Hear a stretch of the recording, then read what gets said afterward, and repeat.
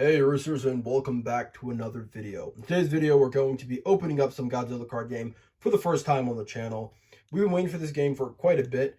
It was announced back in, I believe, November of last year, and for as long as it's been announced, I believe, I've been trying to get as much information on it and cover it as much as possible.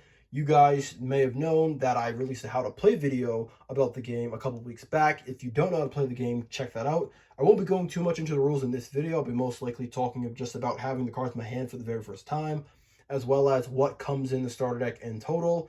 But if you do want to know how to play, I do have a video. You should go watch that. It does explain pretty much everything you need to know to get started. And then we're going to open up this starter deck. We're going to open up the next starter deck because there's two of them. And then we're going to get into a battle video or a gameplay video so you guys can see how the game actually works in action. So stay tuned for that as well. Without further ado, let's dig right into this starter deck. All right, so we finally cut into it. Let's take a look at the box before we get into the cards that are inside. This is the front of the box. It is the Godzilla Card Game Heisei Series. This is the blue deck, if you couldn't tell by the color all around the box. This features only blue and neutral cards from the game. And in Godzilla Card Game, you can run one color and then the neutral color with the gray colored cards, or they call them white a lot of the times, but they're gray in color. So this is the back of the box. It's going to get a full set of 60 different cards, 50 cards for your main deck, 4 monster cards for your monster deck, and 6 rage cards that are going to technically start outside of play.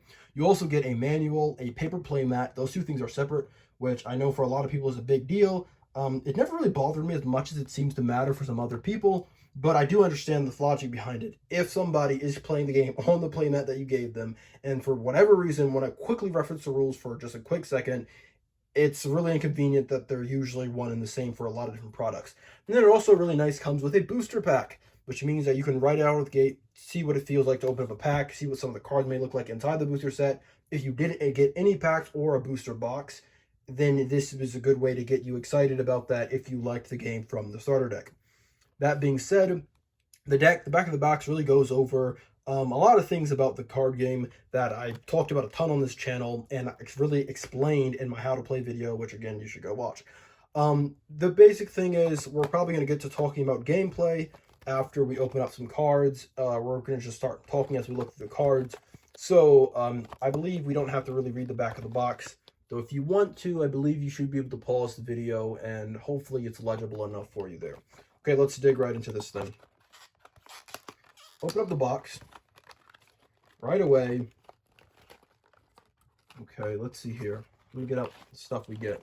So, this is your how to play guide. Again, we're not going to need that for the purpose of today's video. Your playmat, your booster pack, and your deck, which is held together. Just a really quick scroll through the playmat, because again, we're not going to show it off too much in this video. This is, oh wow, yeah, so yeah, this is not the playmat, sorry, this is the manual. I believe you can find this exact picture or image on their website online, which is going to give you just, again, a basic overview on how to play the game. I will look over this after this video, I believe, to make sure I didn't miss anything in terms of rules or something. There's, oh wow, it's actually mentioned here a certain ruling or something that I somehow missed. But again, watch my video, you'll know how to play the game. Let's get the box out of here. Let's move the pack off to the side. Let's see if we can get this playmat to fit on camera. If we can, we'll leave it open and out as because it will help as I talk about the game as I go through this this deck that they come with. So yeah, we can get it on camera, I believe. This should be good. So let's just leave it out like that while we go through this deck, because why not? That's going to be a decent bit of fun, I believe. Okay, perfect. I mean, it's a paper playmat. If you, I think most people are going to, you're going to want a playmat to play this game because the areas, which I'll maybe touch on a little bit, are really important for gameplay, but I think most people obviously aren't going to be using the paper playmat. So right off the bat, here are 6 different rage cards. We have 5 that are normal and 1 foil rage card. Hopefully it comes through well on the camera. Yeah, these are kind of like tokens. Essentially, every rage card functions the exact same as every other rage card, and they are really important for gameplay. So it's not like you can just get rid of them. But literally, if you have any other stand-in replacement, you could use those just as well, as long as everybody knows what they mean. They mean that your monster gets plus 5,000 threat, and literally anything will do. Probably in tournaments, they probably only let you use rage cards instead of just bringing random tokens or dice. But really, it doesn't matter. You can exchange them if you really wanted to. So this, I believe, is our monster deck. 1 through 5. They're all in holographic foil. And now, something that I do know that a lot of people mention when talking about this that some people got confused about is that there are monster cards that comprise your 4-card monster deck. And then you also have monster cards inside your main deck. And I know that can become confusing for some people because it's like, oh wait, I thought your monster cards were in your monster deck. No, your monster cards also go inside of your main deck, which you really should not overlook that fact. That being said, I'm going to do a quick rundown of really the different card types in the game and what comes in this deck. I don't want to take too long because this video can go forever talking about each and every card, so I'm going to try to do this as quickly as possible. Hopefully this works out well. So this is the level 1 monster card. The level's in the top left corner there. When cards are in your monster deck and come into play, this number doesn't matter. We'll go over that a little bit later. It does let you know it's a monster card over there, and this is threat value. Rage cards increase your monster's threat value. Obviously has art. This level 1 does not actually have a effect, so move on from that. Here's our level 2. Again, you see there. After your level 1 is successfully repelled, which means your opponent has counter value, total counter value higher than or equal to your monster's threat value, then your monster is countered or repelled, and you move on to your next monster form. So this is Godzilla 1989. It does have an effect. It says, sorry, let's get this a little bit better on the camera. Enter, destroy one of your opponent's rank 4 or lower battle cards. So we'll talk about battle cards in a bit, but that's actually a really good effect in the sense that, well, I haven't really played any of the game yet, but I do know this types of effect is going to be really important. Destroying your opponent's battle cards is going to stop your opponent from countering you easier. So although it's not going to exactly be the greatest effect in the world because they can just play another battle card their next turn, it is really important for at least trying to slow down your opponent's ability to counter you, and that's 15,000 threat there. Next, we have Godzilla 1992. It has an enter effect. Play 2 rank 4 lower battle cards with evolution from your discard pile to zones adjacent to this card. An example of adjacent card, of course, is any zone that is next to this card. I believe above it also counts as adjacency. Yeah, so, for example,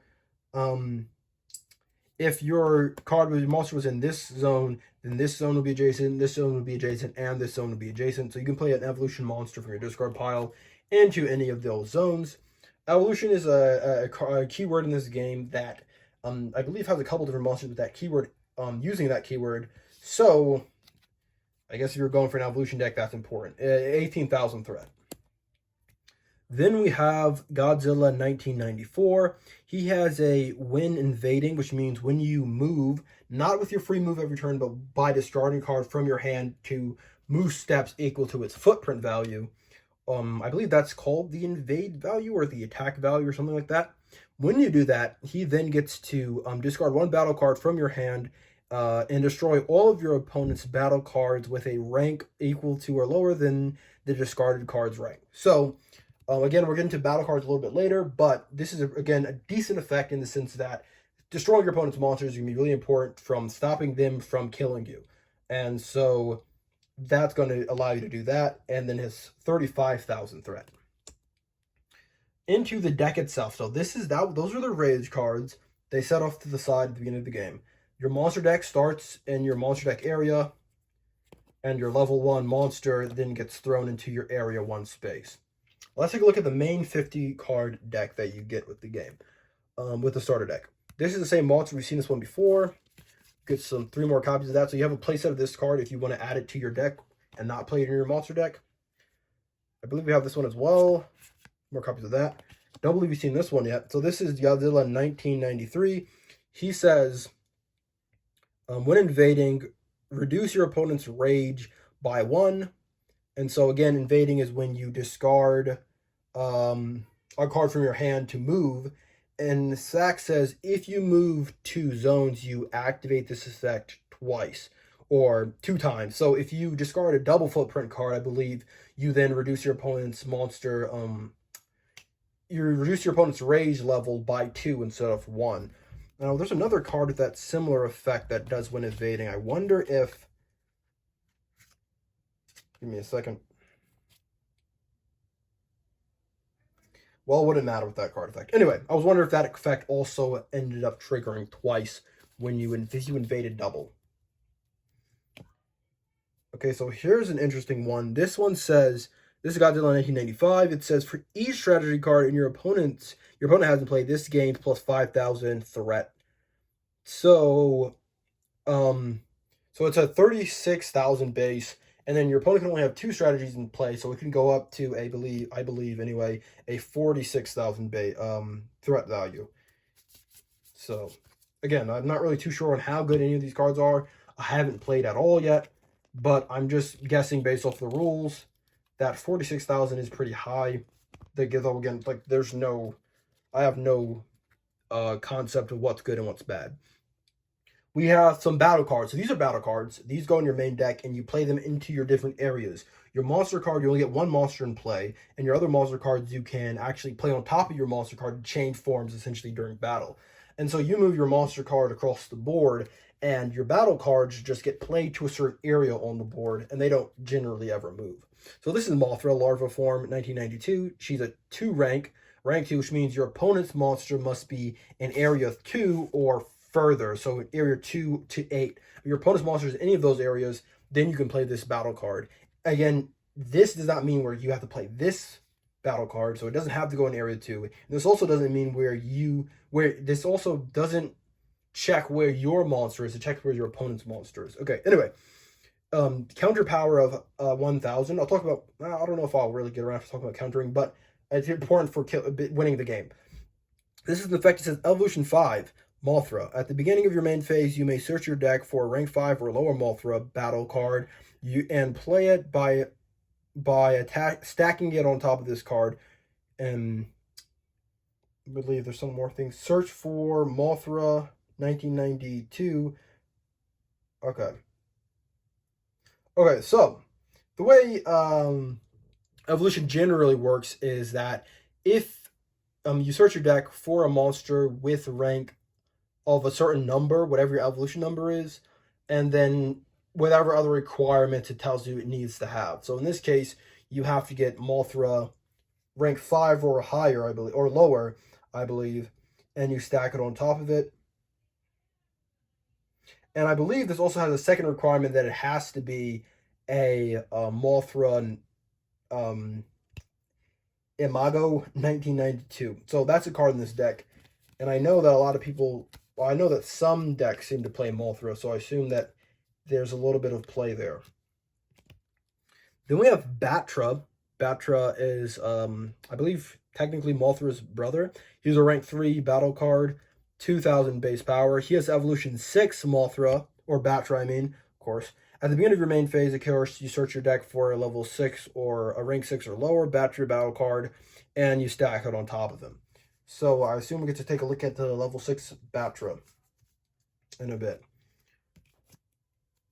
Then we have Super X, rank 4 battle card, Awakening 4. Enter if this card is in Zone 8. Reduce your opponent's rage by 1. It has 3,000 counter power. And I think I will just go over countering because it's really not at all complicated. And what Awakening essentially means is that if it doesn't really explain it on this card, Awakening means this card has to be in this zone or higher, I believe. Oh, no. So Awakening works if your monster is in that zone or higher. So, for example, if this card could be in Zone 1, but if your monster card is in Zone 4, 5, 6, or 7, or 8, of course, then you get to activate this effect. Here we go. This is the Mothra that your Mothra larva can evolve into. It says, enter this. If this card is played through evolution, you get to draw a card. Draw power, I know for a fact, is not that powerful in this game compared to some other card games. Drawing a card always seems cool in a lot of card games. In this game, you get crazy card draw. I mean, you draw like 4, you could draw up to 4 at the start of your turn, and at the end of your turn, you can draw up to 4 cards at the start of your turn. At the end of your turn, you can draw until you have 5 cards in your hand, which means you can literally go into some turns with 9 cards and consistently. So as good as drawing a card is, especially in this game in which there's a lot of different cards you can discard to get different effects, it's not as powerful as some other games. So we have a rank 6 battle card here, Awakening 6. This card gets plus 3,000 counter power if your opponent, your monster is in area 6 or higher, and he has 5,000 base counter power. He's a rank 6 battle card there. Then we get Mecha Godzilla, rank 7, 5,000 base combat power. So he says, if your opponent's monster is rank 4 or higher, this card gains 5,000 counter power. If this card is in the same column as your opponent's monster card, this card gains plus 3,000 counter power. If both conditions are met, this card gains plus 8,000 counter power. So instead of just getting plus, not instead of, it's just really clarifying that even though some other card games will say instead, this game card doesn't say that. If you're a newer card game player, then you might not have known. But for the most part, I think most of us as card game players realize that generally, unless it says you can't do both, you get to do both. So yeah, plus 8,000 combat power if both those conditions are met. And what it means by column, let me explain real quick. So this is obviously one play mat, so it wouldn't work here. But if you had another play mat across from your opponent's monster card was in their, say, 8th area, then you put this guy down in your 3rd area or your area 3, then you guys are in the same column. You're like directly lined up is the point. So if your opponent's monster was in their area 3 and your battle card is in your area 3, the same thing becomes true. You're still in the same exact column as your opponent's monster, and that's how that effect works. That's Mecha Godzilla. We have Destroy a Perfect Form here, rank 8 battle card with a double footprint. He's a 13,000 combat power, counter power, and that's all there is to him. You only get 2 copies of that in this deck. So, yeah, so if you want a full playset of that guy, it looks like you're going to have to buy a 2 starter decks, but at the same time, he is a rank 8, which doesn't mean that it's going to take very long to be able to get access to him. And like in a different game, 8 costs will usually sound crazy, but in this game in particular, it's not hard to get to space 8, but it's kind of hard. You don't want your opponent to stay in space 8. So you have a small window to play this guy, which is more important than having him take a lot of resources or a long time to get out, which means that generally you don't probably want to fill up your hands with a bunch of those guys. Then we have Legend of the Infant Island. It is a strategy card. Now, you only can play 2 strategy cards during your turn, and they go into a strategy special zone for strategy cards, and they stay there until the start of your next turn, in which they're removed. So, for strategy cards here, this one says, evolve 1 battle card with evolution. Generally, evolution cards force you to wait to the start of your next main phase, so you have to wait a turn to evolve, kind of like in Pokemon. But with this card, you can instantly evolve. Now, the rank of strategy cards are actually different from the rank of battle cards, and I kind of wish they used a different symbol to just make it instantly recognizable. These are 2 different things, sort of like how they gave monster cards a different rank symbol. Essentially, the way ranks work with battle cards is it matters where your monster is on your area. So to play this card, your monster has to be in area 5 or higher. And then you get to play this strategy card. You get obviously 4 copies of that. Then we have a Burning Godzilla's Rampage here. This is a rank 7 battle card, so again, it's kind of hard to get out because you have to be in the 7th area. And it says, choose one of your opponent's zones, destroy all of your opponent's battle cards in that zone and zones adjacent to it. This is a really powerful effect, and it's really depending on where your opponent's monsters are, or battle cards are, or where their important ones are. So obviously, if your opponent's most dangerous, most powerful battle card is in their first zone, there's only 1 zone adjacent to it. So you kind of have a hard time being able to get full advantage of that effect, but it is quite good if your opponent has a really powerful battle card here. You could destroy this one, this one, this one, and that one. And so here we have the next strategy card. And these are what I'm talking about the neutral cards that I mentioned in this video. This is Heat Ray. It's only a 1 rank card, which means you can play it in your very first turn, and you can really play it no matter what point in the game it is, because your monster card, you'll always hit this rank basically. And it says destroy all of your opponent's battle cards in the same column as your monster card. So again, column is the person in the straight line is your monster. So wherever your monster is, whatever opponent battle card has that is directly across from it, you get to blast it with this card. I believe this is going to be a staple in almost every single deck, as far as I can tell, because it really allows you to kill any battle card at any point in the game. The only thing that matters is where your monster card is compared to where your opponent's good battle cards are. And you do 2 copies of this, but I assume that you're going to get another 2 copies in the red deck, which I do also have, so I'm not too mad about that. So that's this deck. I am going to open up this booster pack, but if you guys are still confused about anything I talked about, drop a question in the comment section below, and also watch my how to play video, because again, it's going to clear a lot of this stuff up. Booster pack time. We're going to open up this booster pack, and then we're going to get out of this video. So these booster packs are pretty small.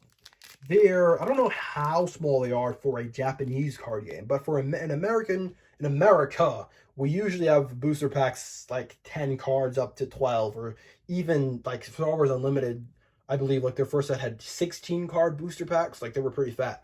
So generally, we're not used to this, but in this game, you only get 7 cards in a booster pack, which is pretty darn low count number. I don't know how to put that, because generally we're used to more. But anyway, let's get into it. Heat Ray Charge is a rank 6 card. This is a red card, so the 2 colors in set 1 are red and blue. And then, of course, we have neutral gray cards that you can play no matter what color you pick. I'm assuming that in later sets we're going to get more colors.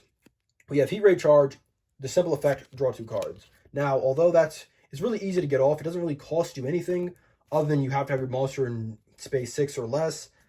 Other than the fact that, again, drawing 2 cards isn't that great in this game. And also, you can only play 2 strategy cards a turn. And this card actually also has a 2 footprint value, which you can only have 10 in your deck. But you'll probably end up wanting to be using, if you're playing this card, this for that 2 footprint value more than you're going to want to use it for its ability to draw 2 cards. Here we have Godzilla 1989. He is a rank 2 monster card, if you can see there. He has an effect, enter, select one of rank 4 or lower battle card with evolution from your discard pile and play into one zone adjacent to this card. Yeah, I'm just making sure there was a monster card with that similar effect. Let me just make sure. Yeah, this monster card has a similar effect, but it's different. Exactly. So then we have Megagurius. I'm not sure I'm saying that correctly. It's a rank 5 battle card with a 2 footprint value, counter power of 3,000, and it says awaken 4. If this card is in zone 1 through 5, you have 5 or more monster cards in your discard pile, this card cannot be destroyed by your opponent's effects. And essentially just clarifying, it's active if your monster card is in zone 4 or beyond, which is what awakening means. So essentially, that's what that does. Then we have a big spider, Kumanga. He's a 2004. He's a rank 2 battle card with 1,000 counter power. Sorry, there's a lot of card games that use battle power or combat power, and counter power is just not the first thing that comes to my mind. It says, if this card is in zone 8, this card gains plus 3,000 counter power, so it becomes a 4,000 if you put in your 8th zone. And it's also an early game card, so generally you're probably going to put in there at the start of the game and get a quick 3,000 counter power. Here we have our foil, Godzilla Landing. He's a rank 3 card. It says advance the opponent's monster card by 1 zone. So this is interesting. Generally, you don't want your opponent advancing because it's one of the ways they can win the game. But at the same time, the farther your opponent goes, the higher level rank of battle cards you can play, which is another way you can try to win the game. So, I mean, it's a push and pull card, typical red. So this actually is our, what does P mean? What does that mean? Promo or something? Generally, that means what that means. So this was a rare. This was a uncommon. That's uncommon, and these guys are common.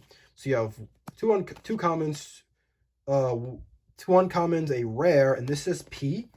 I believe that's a promo card or something. I don't know, because I believe there is no P rarity. I believe it's common, uncommon, rare, and super rare. So it's a rank 5 card. It says Titanosaurus.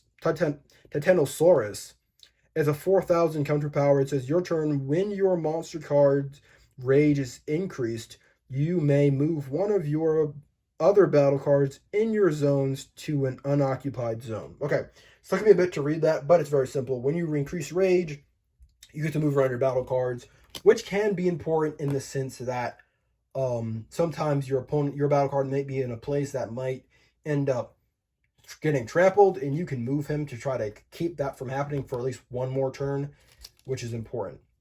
With that, what I mean by that is every time your monster card moves into a zone with a battle card, it destroys that battle card because you can only have one card in each zone. So that's generally what that means. Now let me explain countering real quick because I said I would. Let's say I have a monster card here that is in zone 2 or whatever, right?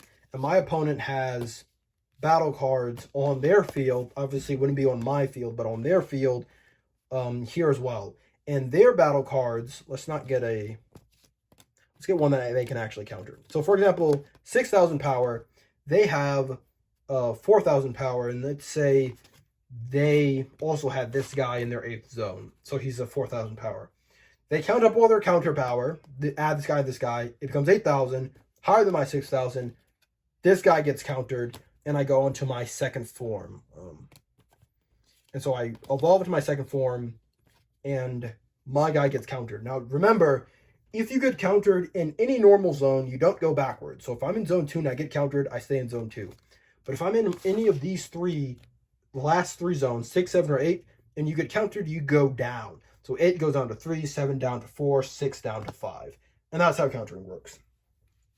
And that is also the Heisei starter deck. Really interesting. Again, haven't played any games of this game yet. So I'm really excited to see what that's going to look like when I get around to doing that. But right now, I'm just really happy to have opened up these cards and been able to get a game in. And, well, not get a game in, but I'm excited to get a game in.